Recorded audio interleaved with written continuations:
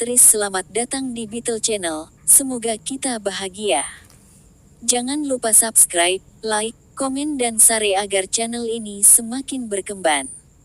Terima kasih. Bab 834. Sudah cukup, berhenti berpura-pura. Henry kesal dengan apa yang dilihatnya. Mungkin karena kurangnya minat, Henry sedikit tidak mampu dalam hal melakukan bisnis, tetapi itu tentu saja tidak berarti dia tidak cukup pintar atau bahwa dia bodoh. Orang lain bisa membungkus jari kelingking mereka. Sebenarnya, anak yang hilang seperti Henry telah mengembangkan kemampuan untuk bertindak sesuai dengan suasana hati orang yang lebih tua sejak dia masih kecil. Jika dia tidak tahu bagaimana menjilat orang yang lebih tua setiap kali dia mendapat masalah di luar sana, dia akan dengan mudah digantung dan dipukuli. Oleh karena itu, tindakan yang dilakukan Thompson tampak tidak berbeda dengan pertunjukan monyet baginya. Thompson berhenti memukul putranya setelah mendengar itu. Dia memasang ekspresi sedih dan menyesal di wajahnya ketika dia berkata kepada Henry, "Aku tidak tahu apa yang telah dilakukan putraku yang kurang ajar untuk menyinggungmu, tetapi sekarang setelah ini terjadi, kamu hanya perlu mengatakan satu kata dan aku siap menghukumnya jika keadilan menuntutnya. Selama itu membuatmu bahagia, Tuan Henry." "Selama aku bahagia, *sus. Bajingan, aku ingin sekali melemparkan kalian berdua ke laut untuk memberi makan hiu sekarang juga." Henry mengutuk tanpa ragu-ragu. "Apakah kamu pikir aku bodoh? Karakter putra Anda jelas merupakan hasil dari pengaruh buruk. Siapa yang akan percaya bahwa ini tidak ada hubungannya denganmu? Aku dengar kamu suka memainkan trik kotor dan sangat tidak terkendali. Untuk mendapatkan kontrak saya, Anda diam-diam mengacaukan banyak orang. Apakah Anda benar-benar ingin saya memberitahu semua orang apa yang terjadi pada dua perusahaan penawaran selama undangan tender?" Wajah Thompson tiba-tiba berubah. Dia mulai gagap, tidak bisa mengatakan sepatah kata pun dengan jelas. Henry mencibir, berkata, "Aku tidak peduli dengan sampah seperti itu. Jika ada yang mendapatkan kontrak, maka jadilah itu. Selama semuanya berjalan lancar, saya tidak peduli tentang hal-hal lain." Jasper memandang Henry dengan cara yang berbeda setelah mendengar apa yang dia katakan. Benar saja, bayi-bayi dana perwalian yang telah mengenyam pendidikan elite sejak dini ini bukanlah sasaran empuk. Sikap superior Henry dalam mengabaikan perjuangan karyawannya selama mereka menyelesaikan sesuatu adalah sikap yang tidak dapat dikembangkan oleh keluarga biasa. Kebaikan adalah hal yang tabu bagi atasan. Ambil contoh, undangan tender yang disebutkan Henry. Jika Henry menolak layanan Thompson hanya karena dia menggunakan trik kotor terhadap perusahaan lain, maka dia akan menjadi idiot. Justru karena Thompson hebat dalam menggunakan trik kotor, dia adalah kandidat yang sempurna untuk bekerja dengannya. Jasper berpikir bahwa dia perlu mempercepat dengan melatih Henry. Jasper menyipitkan matanya, tenggelam dalam pikirannya. "Juga, aku bukan orang yang kamu sakiti hari ini. Itu dia." Henry menunjuk Jasper dan mencibir Thompson.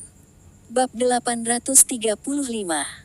"Kau juga bekerja di proyek Sungai Southwest, bukan? Aku yakin aku tidak perlu memberitahumu siapa dia." Thompson mengikuti jari Henry dan berbalik untuk melihat. Saat dia melihat Jasper, dia gemetar. Siapa di Provinsi Tenggara yang belum pernah mendengar tentang Jasper? Ini terutama terjadi pada seseorang seperti Thompson. Dia telah mendengar begitu banyak tentang Jasper sehingga cerita-cerita itu seperti petir yang menusuk telinganya. Selain itu, saat dia mengerjakan proyek taman hiburan, dia tahu hal-hal yang tidak diketahui orang lain.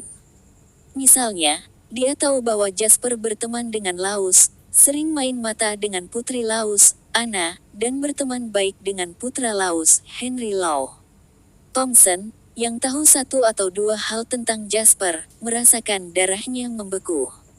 Dia lebih suka memprovokasi Henry daripada Jasper. Apa yang Jasper katakan selanjutnya membuat anggota tubuhnya menggigil, dan dia tidak sabar untuk memukul putranya sampai mati. "Pria yang berbaring di tempat tidur adalah ayahku. Putramu meminta seseorang untuk memukulinya dan mematahkan salah satu tulang rusuknya. Jasper berkata dengan tenang, menatap Thompson.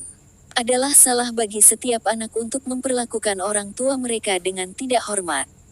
Sekarang ayah saya telah dipukuli oleh putra Anda, apakah menurut Anda saya harus membiarkannya begitu saja?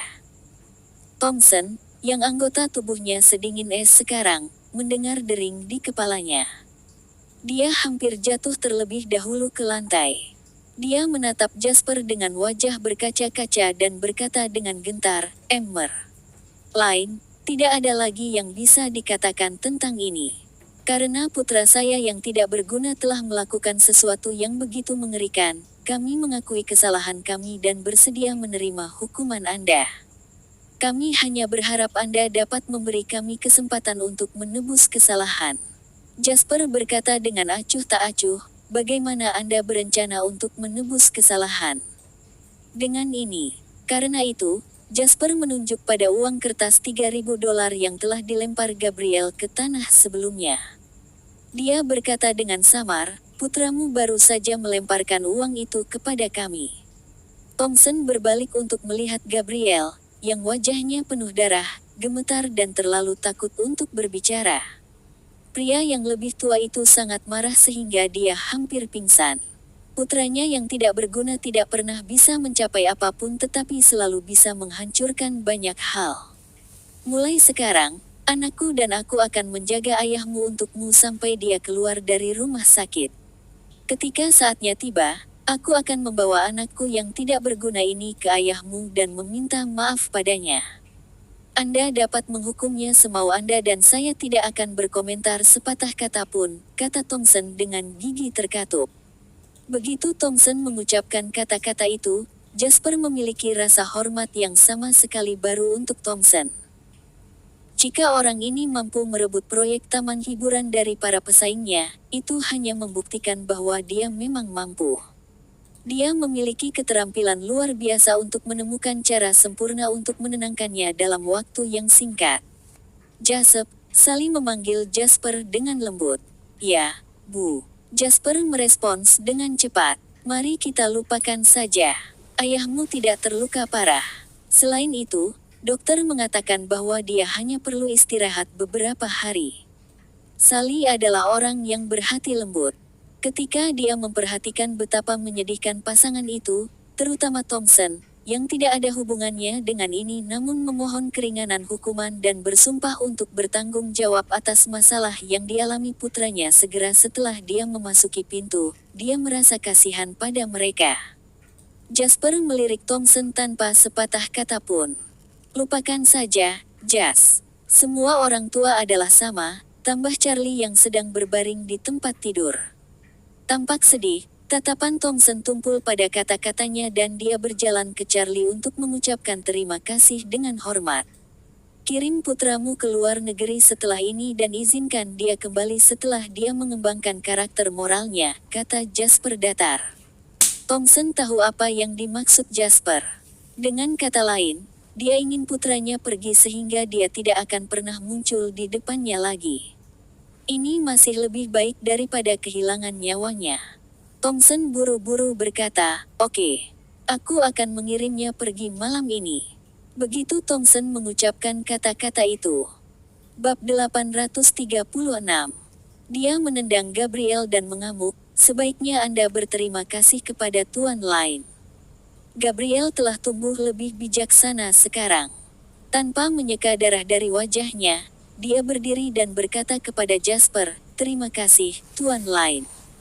Dia kemudian berlari ke Charlie dan Sally, terisak-isak. "Terima kasih telah menyelamatkan hidupku." Charlie melambai dan berkata, "Pergi saja." Thompson dan Gabriel pergi setelah mengucapkan terima kasih yang sebesar-besarnya. Henry menarik wajah panjang dan menyeret orang yang bertanggung jawab atas taman hiburan serta bawahannya keluar untuk menceramahi mereka. Jasper, Wendy, Charlie, dan Sally adalah satu-satunya yang tersisa di bangsal. Wendy mengupas apel untuk Charlie ketika dia mendengar Jasper berkata, "Wendy, haruskah kita mencari sesuatu untuk ibu dan ayah lakukan?" "Melakukan apa?" Wendy bertanya dengan rasa ingin tahu. Dia bahkan tidak menyadari bahwa Jasper mengatakan ibu dan ayah bukannya ibu dan ayahku, memberi Jasper kesempatan untuk memanfaatkannya. Ketika Wendy memperhatikan seringai Jasper, dia menyadari apa yang sedang terjadi. Dia berkata dengan marah dan malu, hentikan. Bisakah Anda menilai situasinya sebelum Anda berbuat nakal? Putramu harus disiplin, Bibi Sally, Paman Charlie. Ketika Sally melihat Wendy memprotes seperti anak kecil padanya, dia terkekeh dan berkata, Jasper melakukan pekerjaan dengan baik kali ini. Wendy merasa malu sekaligus marah, ingin sekali meninju Jasper, si idiot itu, sampai mati. Saya serius dengan hal-hal yang saya katakan. Saya tidak bercanda. Jasper mengelus dagunya dan berkata, sebenarnya, Mom dan Dad, kalian belum setua itu. Selain itu, Anda telah sibuk bekerja selama ini dan mungkin tidak merasa nyaman memiliki begitu banyak waktu luang secara tiba-tiba. Jadi saya hanya berpikir apakah saya harus membawa Anda ke Bragg County. Wendy adalah wanita yang cerdas. Dia langsung bereaksi, bertanya, apakah Anda mengacu pada galangan kapal di Bragg County? Jasper tertawa. Tidak buruk, kamu yang paling mengenalku. Galangan kapal adalah milik Zions yang sebelumnya diperoleh Jasper seharga 50 juta. Jasper duduk di samping tempat tidur dan menjelaskannya kepada orang tuanya yang tampak ingin tahu. Saya memperoleh galangan kapal di Bragg County sebelumnya. Ini adalah pabrik yang membuat kapal. Saya memiliki terlalu banyak bisnis untuk ditangani saat ini, jadi saya tidak berencana untuk memfokuskan terlalu banyak energi pada hal itu untuk saat ini. Tapi itu masih pabrik dengan aset besar, jadi sayang untuk meninggalkannya. Karena itu, saya memutuskan untuk mengirim Anda ke sana untuk mengurus galangan kapal. Melakukannya akan membuat Anda sibuk dan bahkan tidak melelahkan untuk dilakukan. Anda terutama mengawasi produksi dan mengelola pekerja. Ini tidak akan menjadi pekerjaan yang membosankan. Jasper menyukai pengaturannya, meskipun begitu Charlie dan Sally mendengar apa yang dia katakan, mereka dengan cepat menggelengkan kepala bersamaan. Tidak mungkin, aku tidak tahu apa-apa tentang itu. Charlie menolak. Betul sekali. Ayahmu terbiasa diawasi oleh orang lain dan tidak pernah mengawasi siapapun. Jika Anda mengirim kami ke galangan kapal, kami tidak akan tahu apa yang harus dilakukan dan hanya akan mengacaukan segalanya bagi Anda, tambah Sally. Melihat bagaimana istrinya memandang rendah dirinya, Charlie buru-buru menjelaskan, siapa bilang aku tidak pernah mengawasi siapapun sebelumnya. Saya adalah wakil kapten tim produksi ketika saya masih muda. Mem, dan kamu dikeluarkan dalam 2 minggu. Tidakkah kamu merasa malu untuk mengatakan itu? Sally mengeksposnya tanpa ampun. Jasper dan Wendy saling bertukar pandang, tersenyum. Jasper berkata, Anda tidak perlu khawatir tentang peran manajerial Anda. Aku akan mengirimkan pembantu. Biarkan mereka melakukan hal-hal yang rumit. Anda hanya perlu mengawasi mereka dan mengawasi produknya, itu saja. Saya akan menjadi orang yang membuat perintah. Dan ketika semuanya perlahan mulai tenang dan Anda juga telah mempelajari 1 atau 2 hal, Anda kemudian dapat mengambil alih sepenuhnya. Bahkan, Jasper sama sekali tidak peduli dengan galangan kapal. Itu terutama karena Jasper menyadari masalah setelah kejadian ini. Orang tuanya terlalu bosan. Semuanya masih baik-baik saja ketika mereka berada di pedesaan. Mereka mengenal tetangga mereka dan memiliki beberapa bidang tanah untuk dikelola. Meskipun pekerjaan itu berat, mereka tidak punya waktu untuk bermalas-malasan tanpa melakukan apa-apa. Jasper tidak akan pernah membiarkan orang tuanya kembali bertani, tetapi akan merusak kesehatan fisik dan mental seseorang untuk tiba-tiba menjadi menganggur ketika mereka sudah terbiasa dengan kehidupan yang sibuk. Karena itu, Jasper memutuskan untuk mengirim orang tuanya ke galangan kapal di dekat laut untuk mengelolanya. Jasper tidak peduli jika pabrik itu tidak dikelola dengan baik. Ia hanya ingin orang tuanya bahagia. Tentu saja, membujuk mereka membutuhkan keterampilan. Oleh karena itu, saya akan membantu Anda mendapatkan bisnis tahun ini, tetapi Anda masih perlu melakukan beberapa perjalanan sendiri. Galangan kapal ini sangat berarti bagi saya dan saya khawatir menyerahkannya kepada orang lain. Lihat, saya tidak punya waktu untuk mengelolanya, tetapi pada saat yang sama, saya merasa sayang untuk membiarkannya menganggur. Saya terlalu sibuk. Sally dan Charlie segera berubah pikiran setelah mendengar apa yang dikatakan Jasper. Menurut pendapat mereka, mereka melakukan sesuatu untuk membantu putra mereka. Sebagai orang tua, tidak ada yang bisa menghentikan mereka untuk membantu anak-anak mereka. Itu benar, pabriknya cukup besar, tidak aman untuk menyerahkannya kepada orang luar. Charlie setuju. Jika itu masalahnya, kami akan pergi setelah Anda membuat pengaturan untuk kami. Jasper tertawa. Oke, istirahat dulu, Ayah. Saya akan mengirim Anda segera setelah Anda pulih. Aku akan meninggalkan semuanya di sana untuk kalian berdua, kalau begitu. Pastikan untuk mengawasinya untukku. Jangan khawatir. Kami akan mengaturnya dengan baik, kata Charlie heroik. Setengah jam kemudian, Jasper dan Wendy keluar dari rumah sakit bersama-sama. Karena dia khawatir tentang suaminya, Sally memutuskan untuk tetap tinggal dan merawatnya. Begitu mereka meninggalkan rumah sakit, Jasper memperhatikan bahwa Henry masih menguliahi bawahannya dengan ekspresi cemberut. Sekelompok elit profesional berjas dan sepatu kulit berdiri dengan patuh dalam barisan seragam di halaman rumah sakit saat Henry menguliahi mereka seperti seorang ayah yang menguliahi putra-putranya. Setelah melihat Jasper, Henry akhirnya membiarkan masalah itu selesai dan mengusir kelompok itu. Betapa memalukan, kata Henry pada Jasper. Jasper tertawa. Ini tidak ada hubungannya denganmu. Anda dapat mengontrol bawahan Anda, tetapi dapatkah Anda mengontrol pasangan Anda? Jangan terlalu keras pada mereka. Henry mengunyah sebatang rokok dan berkata dengan penuh syukur, saya senang proyek ini segera berakhir. Saya akan segera dibebaskan dari penderitaan ini. Apakah kamu akan kembali ke hotel sekarang? Tanya Jasper. Hehe, aku tahu di mana harus bersenang-senang. Jangan khawatirkan aku. Henry terkekeh. Jangan main-main. Bab 837. Jasper mengingatkan sebelum naik ke mobil bersama Wendy dan pergi. Di dalam mobil, Wendy akhirnya bisa menghabiskan waktu berduaan dengan Jasper. Kamu pasti sangat sibuk di Amerika Serikat, kan? Wendy bertanya dengan lembut. Tidak apa-apa. Yang terpenting semuanya berjalan lancar, kata Jasper sambil memegang tangan Wendy sambil tersenyum. Itu terdengar baik. Awalnya, saya pikir Anda tidak bisa datang ke upacara penutupan proyek Sungai Southwest, kata Wendy. Jasper tiba-tiba teringat sesuatu dan berkata, telepon ayahmu dan katakan padanya bahwa semuanya sudah beres. Minta dia untuk tidak khawatir. Wendy memutar matanya ke arah Jasper dan berkata, aku akan menjadi tua saat kamu mengingat ini. Aku memberitahunya sejak lama. Dia memintamu untuk mampir saat kamu senggang. Tentu, aku harus pergi, itu pasti. Proyek Sungai Southwest hampir selesai, dan saya masih memiliki banyak hal untuk didiskusikan dengannya. Apakah ada hal lain yang terjadi di perusahaan baru-baru ini? Tanya Jasper. Aku harus memberitahumu sesuatu, kata Wendy dengan suara berat.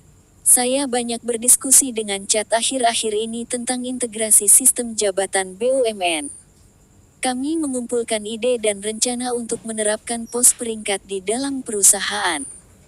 Jasper tidak asing dengan konsep ini. Di masa depan, bahkan perusahaan teknologi internet besar seperti Avilon, Trizone, atau Warwick menggunakan strategi ini. Di antara mereka, Warwick, perusahaan terbesar dengan karyawan terbanyak, memiliki sebanyak 25 peringkat internal dan 22 peringkat yang dibuka untuk umum. Pembagian seperti itu akan bermanfaat bagi manajemen internal. Setidaknya mereka akan mampu memberikan gaji sesuai dengan kualifikasi akademik dan tingkat tanggung jawab yang berbeda. Bagi karyawan, ada tujuan yang jelas yang dapat mereka capai dengan kerja keras. Tidak seperti di masa lalu di mana seorang pegawai kantor biasa bahkan tidak bisa menjabat sebagai manajer bahkan setelah bekerja selama beberapa tahun. Hanya ada begitu banyak posisi kepemimpinan, dan jumlah karyawan akan selalu lebih besar daripada posisi kepemimpinan. Namun, setelah memisahkan gaji dan pangkat administratif, membuatnya sama sekali tidak terkait satu sama lain, akan bermanfaat bagi perusahaan untuk tumbuh lebih kuat dan lebih besar. Itu tidak terdengar seperti masalah bagiku. Ini adalah jalan penting yang harus diambil perusahaan untuk memodernisasi dirinya sendiri. Strategi manajemen menyeluruh tidak cocok untuk perusahaan besar. Apakah kamu punya rencana khusus? Jasper bertanya dengan penuh minat. Melihat bagaimana Jasper menyetujui gagasan bahwa dia telah memeras otaknya untuk memikirkan selama periode waktu ini, Wendy berkata dengan penuh semangat. Saya bersedia. Saya dan Chad membahasnya untuk waktu yang sangat lama, merevisinya beberapa kali, dan akhirnya membentuk 2 versi draft akhir. Ada di komputer di rumah. Anda dapat memeriksanya ketika kami kembali. Hanya butuh setengah jam perjalanan pulang dari rumah sakit. Ketika mereka sampai di rumah, Jasper mandi cepat dan duduk di depan komputer, melihat hasil kerja Wendy selama periode waktu ini. Jasper meninjau laporan setebal 67 halaman itu sambil mendengarkan penjelasan Wendy, mengajukan pertanyaan dari waktu ke waktu. Berdasarkan apa yang Anda katakan, setiap pelamar diberi peringkat menggunakan serangkaian formula yang serupa. Bisakah formula itu menjamin objektivitas dan keadilan? Tanya Jasper. Wendy menjawab, ya, formulanya digunakan khusus pada orang-orang. Jasper mengangguk setelah mendengar apa yang dia katakan. Sebenarnya, Jasper sudah merencanakan untuk mengusulkan ide itu pada pertemuan terakhir. Namun, dia menilai skala perusahaan belum cukup besar dan reformasi perlu dilakukan selangkah demi selangkah. Seluruh hierarki perlu diterapkan setelah pertimbangan yang ketat dan hati-hati. Karena ini adalah reformasi yang akan mempengaruhi gaji semua orang di perusahaan dan mungkin bahkan situasi secara keseluruhan, Jasper memutuskan untuk menunda rencana tersebut untuk sementara. Sedikit yang dia tahu, Wendy dan Chad telah bertindak di depannya. Mereka tidak hanya memiliki ide, tetapi mereka juga telah merumuskan rencana yang sempurna. Tidak buruk, rencananya logis dan bisa diterapkan. Yang terpenting, Andalah yang menemukan ini dan bahkan bekerja untuk menyelesaikannya. Sejujurnya, saya melihat masalah ini dan ingin menyelesaikannya, tetapi rencana saya tidak sebaik rencana Anda. Jasper menutup laptopnya dan berkata kepada Wendy sambil tersenyum. Wendy berkedip, berkata, kalau begitu, apakah saya mendapat hadiah? Iya, ada di bagasi saya. Aku sudah menyiapkannya untukmu sejak lama, kata Jasper sambil tersenyum. Wendy bersorak dan bergegas membuka resleting koper Jasper. Dia akhirnya menemukan satu set kotak hadiah lipstik edisi terbatas Givenchy, total 16 lipstik yang dijual Jasper $30.000 AS. Itu curang. Ini jelas souvenir yang kamu beli untukku. Itu bukan hadiah. Meskipun Wendy berada di atas bulan, dia dengan cepat menyadari bahwa dia hampir tertipu oleh Jasper. Wendy memikirkannya dan kemudian menyipitkan matanya saat dia menatap Jasper, berkata, aku tidak akan meminta banyak. Anda hanya perlu menjawab satu pertanyaan. Otot Jasper berkontraksi saat dia bertanya dengan waspada, pertanyaan apa? Kenapa kamu begitu bersalah? Mata Wendy berkilat tajam. Saya tidak bersalah. Jasper dengan tenang mengambil cangkir kopi dan berjalan ke pintu. Aku akan menuangkan kopi. Tunggu. Wendy berdiri di pintu dan menatap Jasper, berkata, jangan mengubah topik pembicaraan. Kamu berdosa. Dengar, kenapa kita tidak melakukan ini? Aku akan berhutang hadiahnya padamu dulu. Karena kaulah yang mengusulkan rencana itu, serahkan dokumen padaku besok atas namamu dan Chad. Begitu saya menyetujuinya, Anda dan Chad akan menerapkan ini bersama-sama dengan Anda sebagai pemimpin dan Chad sebagai asisten. Saya akan menentukan hadiah untuk Anda setelah itu, oke? Wendy sedikit ragu. Chad adalah Direktur Departemen Sumber Daya Manusia. Bukankah lebih baik jika dia memimpin? Jasper mengetuk dahi halus Wendy dan berkata, "Konyol, kamu adalah bos wanita. Dia hanya seorang pekerja. Menurut Anda siapa yang lebih baik untuk pekerjaan itu? Apakah menurut Anda seorang direktur sumber daya manusia cukup mampu untuk mengimplementasikan sesuatu yang besar ini? Hanya Anda dan saya yang memenuhi syarat untuk melakukan ini di seluruh perusahaan. Karena itu, saya yakin dia tidak akan cukup berani untuk menjadi pemimpin."